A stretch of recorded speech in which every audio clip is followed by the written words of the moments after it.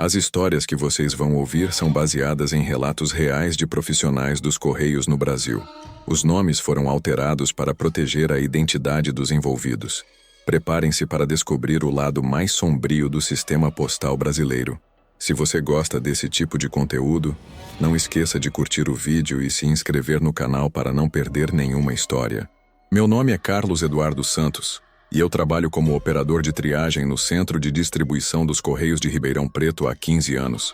Durante toda a minha carreira, processei milhões de correspondências, encomendas, pacotes e malotes, que passam diariamente pelo complexo sistema postal brasileiro. Desenvolvi uma expertise técnica que me permite identificar problemas operacionais, detectar irregularidades no fluxo de correspondências e manter a eficiência do processo de distribuição, mesmo durante períodos de alta demanda. Minha função específica envolve operar as máquinas de triagem automática, supervisionar o processo de separação por códigos postais, verificar correspondências com endereçamento problemático e coordenar o fluxo de materiais entre diferentes setores do centro de distribuição.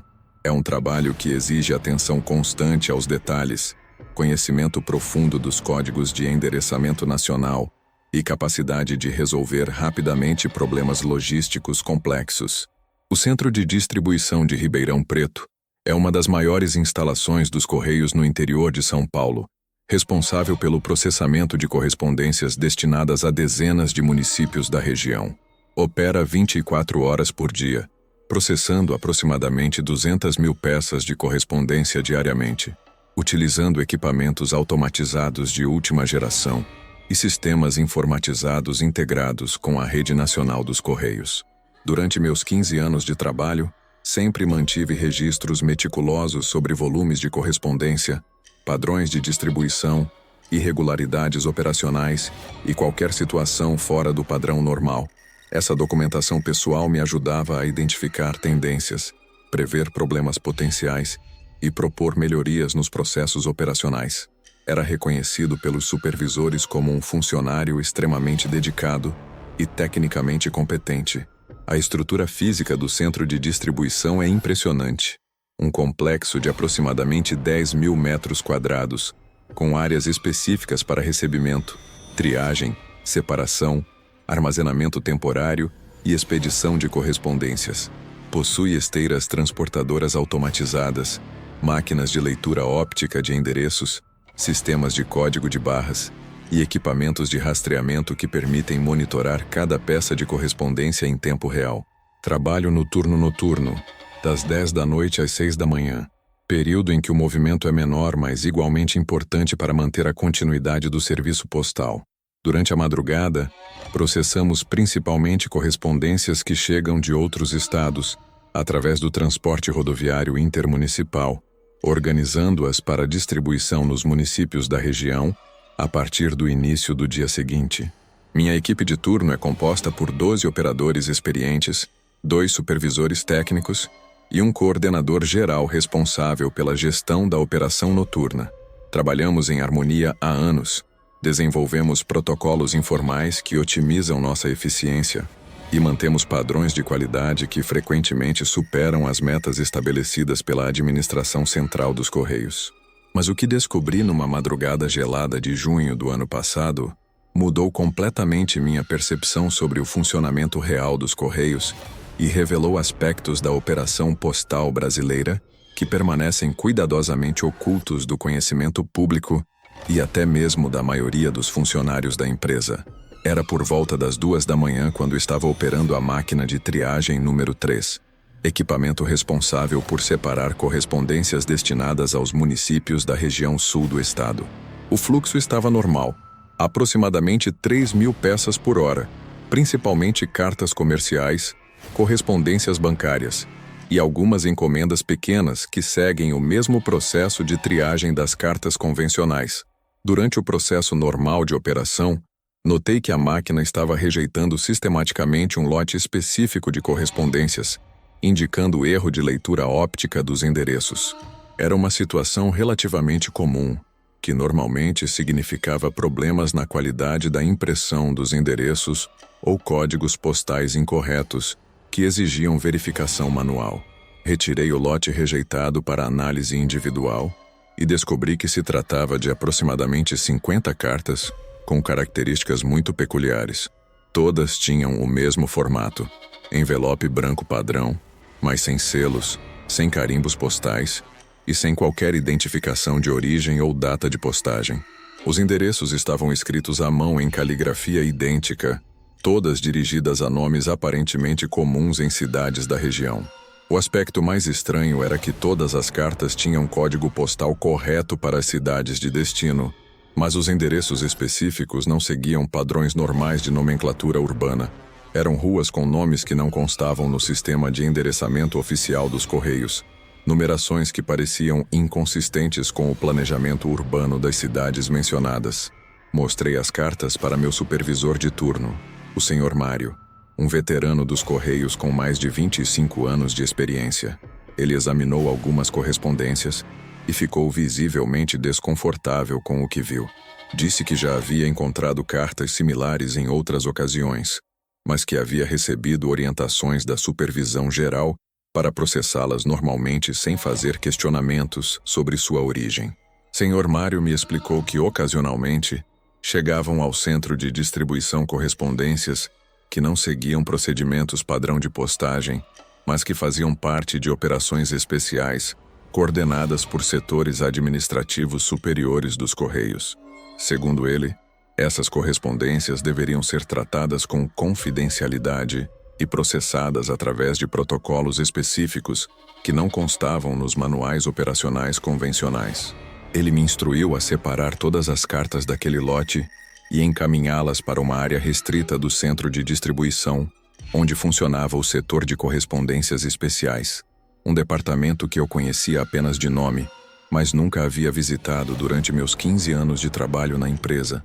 A área de correspondências especiais ficava localizada no subsolo do centro de distribuição, acessível apenas através de um elevador que exigia cartão de identificação com nível de segurança especial.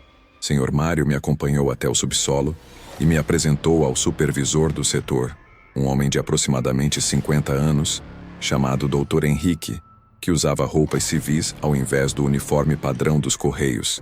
O subsolo era completamente diferente do resto do centro de distribuição.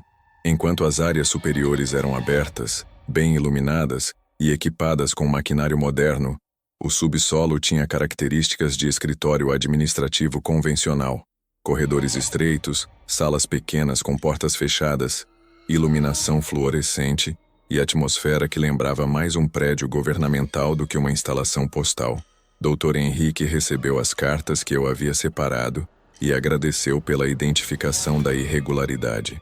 Ele me explicou que o setor de correspondências especiais era responsável por processar materiais relacionados a operações governamentais sensíveis, comunicações oficiais que exigiam tratamento diferenciado e correspondências que, por motivos de segurança nacional, não podiam seguir os canais normais do sistema postal. Perguntei sobre a ausência de selos e carimbos postais nas cartas, e Dr. Henrique disse que correspondências oficiais do governo federal eram isentas de franquia postal e seguiam protocolos de identificação diferentes dos utilizados para correspondências comerciais ou pessoais. Era uma explicação que fazia sentido administrativamente, embora eu nunca tivesse recebido treinamento sobre esses procedimentos especiais. Dr. Henrique me convidou para conhecer as instalações do setor de correspondências especiais, dizendo que funcionários experientes como eu, eventualmente eram integrados a operações que exigiam maior nível de responsabilidade e confidencialidade. Me mostrou salas equipadas com computadores conectados a sistemas diferenciados, arquivos com documentação classificada e equipamentos de comunicação que não reconheci. Durante o tour pelas instalações, descobri que o setor de correspondências especiais operava como uma empresa paralela dentro dos Correios, com hierarquia própria, protocolos específicos e objetivos que não estavam relacionados ao serviço postal convencional. Era mais parecido com uma agência de inteligência do que com um departamento de uma empresa estatal de Correios. Dr. Henrique me mostrou estatísticas sobre o volume de correspondências especiais processadas mensalmente, aproximadamente 5.000 peças, todas relacionadas a operações governamentais que envolviam monitoramento de atividades específicas, comunicação com agentes em campo e coordenação de programas que não podiam utilizar canais de comunicação convencionais. Ele me explicou que funcionários selecionados do centro de distribuição ocasionalmente eram convocados para colaborar com operações especiais, principalmente quando possuíam conhecimento técnico específico ou demonstravam confiabilidade profissional exemplar. Era uma oportunidade de desenvolvimento de carreira que incluía benefícios financeiros significativos e acesso a informações privilegiadas sobre o funcionamento real do governo brasileiro. A proposta era tentadora: trabalhar algumas horas por semana no setor especial, mantendo minha função normal como operador de triagem, mas contribuindo para operações que tinham importância estratégica para a segurança nacional. O pagamento adicional equivalia a aproximadamente 50% do meu salário regular, uma quantia substancial que resolveria vários problemas financeiros da minha família.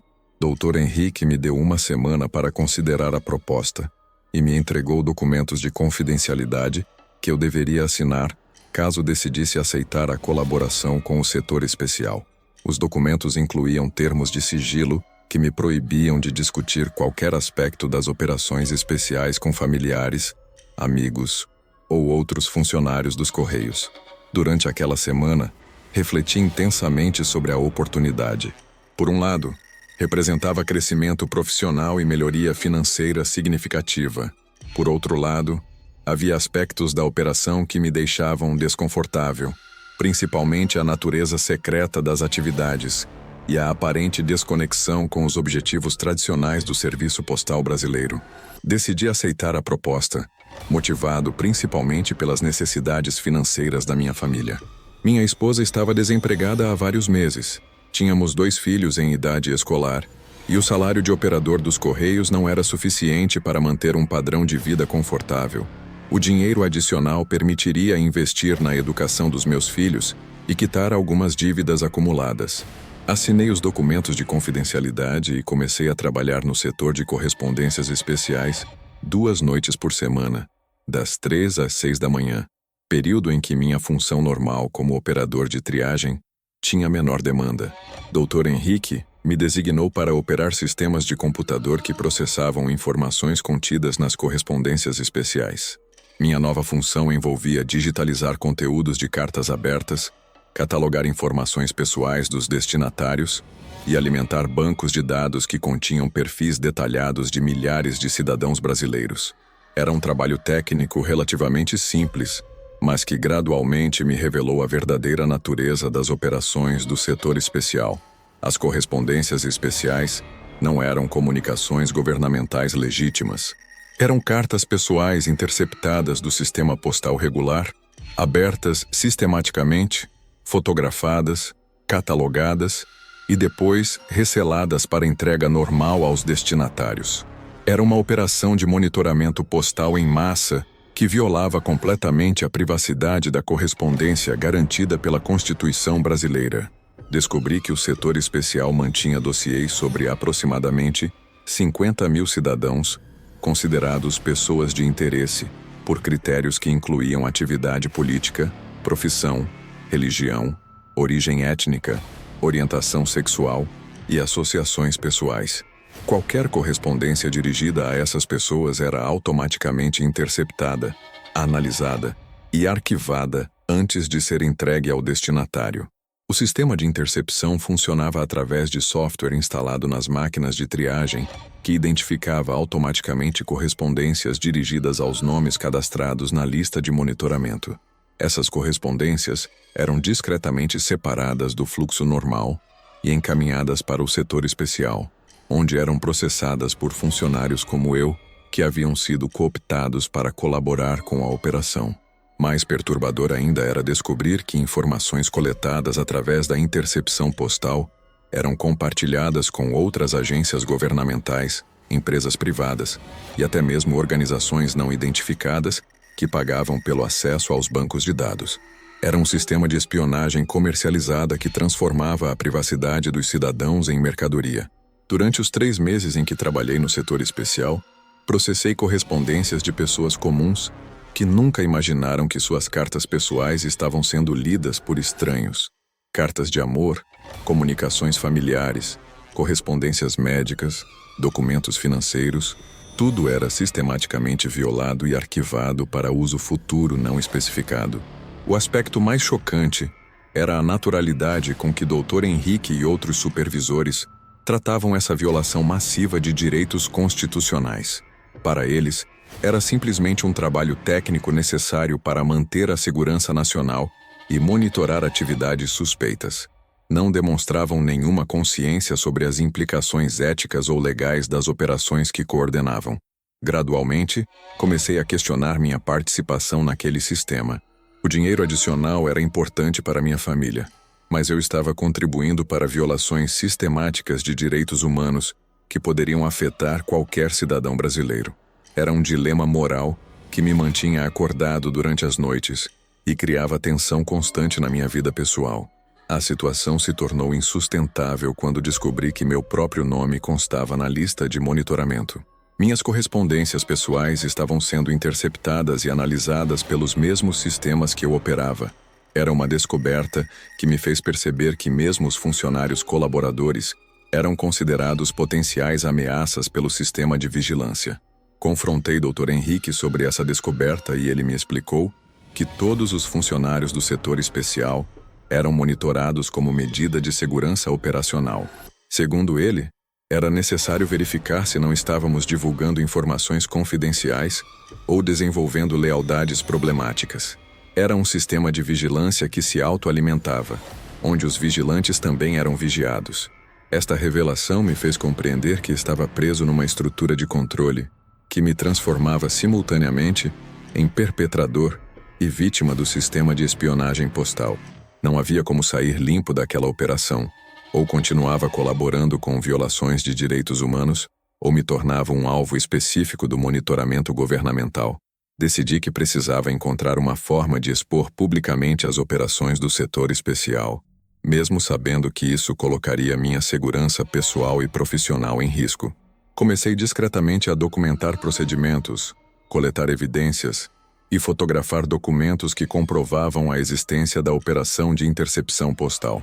Durante várias semanas, utilizei meu acesso ao setor especial para copiar arquivos, fotografar listas de monitoramento e documentar o funcionamento dos sistemas de espionagem postal. Era uma atividade extremamente perigosa que exigia cuidado para não ser detectada pelos sistemas de vigilância que monitoravam os próprios funcionários. Consegui reunir evidências substanciais sobre a operação ilegal. Listas com nomes de pessoas monitoradas, fotografias de correspondências interceptadas, documentos que comprovavam venda de informações pessoais para empresas privadas e manuais de procedimento que detalhavam métodos de intercepção postal. Quando tinha evidências suficientes para comprovar a existência e extensão da operação ilegal, tomei a decisão de renunciar ao trabalho no setor especial e denunciar publicamente as violações de direitos constitucionais que havia descoberto.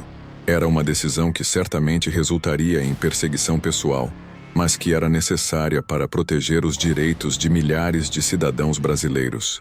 Apresentei minha renúncia a Dr. Henrique alegando problemas pessoais que exigiam dedicação exclusiva ao trabalho normal, como operador de triagem. Ele aceitou minha saída, mas me lembrou dos termos de confidencialidade que eu havia assinado e das consequências legais de qualquer violação dos acordos de sigilo. Nas semanas seguintes, entrei em contato com jornalistas investigativos, organizações de direitos humanos e advogados especializados em direitos constitucionais para expor as operações ilegais que havia descoberto. Forneci todas as evidências que havia coletado e me ofereci para testemunhar publicamente sobre o funcionamento do sistema de espionagem postal. A denúncia gerou investigações em múltiplas instâncias: Ministério Público Federal, Polícia Federal, Tribunal de Contas da União e comissões parlamentares de inquérito. O caso ganhou repercussão nacional e internacional, expondo práticas governamentais que violavam direitos fundamentais garantidos pela Constituição brasileira. As investigações confirmaram todas as acusações que apresentei e resultaram no fechamento do setor de correspondências especiais, demissão de funcionários envolvidos e implementação de novos protocolos de supervisão para prevenir operações similares no futuro. Foi uma vitória importante para a proteção dos direitos civis no Brasil. Porém, as consequências pessoais da denúncia foram severas. Fui transferido compulsoriamente para um centro de distribuição menor em outra cidade, longe da minha família e amigos. Passei a ser monitorado constantemente por agências de segurança que consideravam minha denúncia um ato de traição nacional. Minha vida profissional e pessoal foi completamente transformada. Hoje, 5 anos depois da denúncia, continuo trabalhando nos Correios, mas em condições muito diferentes. Sou considerado funcionário de risco pela administração, tenho acesso limitado a informações operacionais e sou submetido a avaliações de segurança regulares. É o preço que pago por ter exposto operações ilegais que violavam direitos fundamentais. Mas não me arrependo da decisão de denunciar o sistema de espionagem postal. Acredito que funcionários públicos têm responsabilidade de proteger os direitos dos cidadãos, mesmo quando isso significa confrontar estruturas de poder que operam ilegalmente. A privacidade da correspondência é um direito fundamental que não pode ser violado arbitrariamente por agências governamentais. A experiência me ensinou que sistemas burocráticos aparentemente neutros podem ser facilmente transformados em instrumentos de controle político e social. Os Correios, que deveriam ser uma empresa dedicada ao serviço público, foram temporariamente convertidos numa agência de espionagem que monitorava comunicações privadas de cidadãos brasileiros. Também aprendi que mudanças positivas exigem coragem individual para confrontar injustiças sistêmicas. Se funcionários que descobrem operações ilegais permanecem silenciosos por medo de retaliação, essas violações continuam indefinidamente, afetando milhares de pessoas inocentes que nunca descobrem que seus direitos estão sendo violados. Minha história demonstra que é possível resistir a estruturas corruptas, mesmo quando isso implica sacrifícios pessoais significativos. A denúncia do sistema de espionagem postal protegeu os direitos de correspondência de milhões de brasileiros e estabeleceu precedentes legais que dificultam operações similares no futuro. Hoje trabalho como operador de triagem normal, sem acesso a operações especiais, mas com a consciência tranquila de ter cumprido meu dever como cidadão e funcionário público. Continuo vigilante para detectar qualquer tentativa de ressurgimento de práticas ilegais nos Correios e mantenho contato com organizações de direitos humanos que monitoram atividades governamentais. A lição mais importante que extraio dessa experiência é que funcionários públicos são guardiões dos direitos constitucionais dos cidadãos. Quando descobrimos operações que violam esses direitos, temos a obrigação moral de agir para proteger a sociedade, independentemente das consequências pessoais que possamos enfrentar. Os Correios voltaram a funcionar como empresa de serviço postal legítima, sem operações paralelas de espionagem. A correspondência dos brasileiros está novamente protegida pelos direitos constitucionais de privacidade. É uma vitória que justifica todos os sacrifícios que fiz para expor e eliminar o sistema de monitoramento ilegal. 15 anos depois de começar como operador de triagem, sou um defensor mais consciente dos direitos dos cidadãos e um funcionário público mais responsável. Meu trabalho nos Correios adquiriu significado mais profundo. Não apenas processamos correspondências, mas protegemos o direito fundamental de comunicação privada, que é essencial para uma sociedade democrática.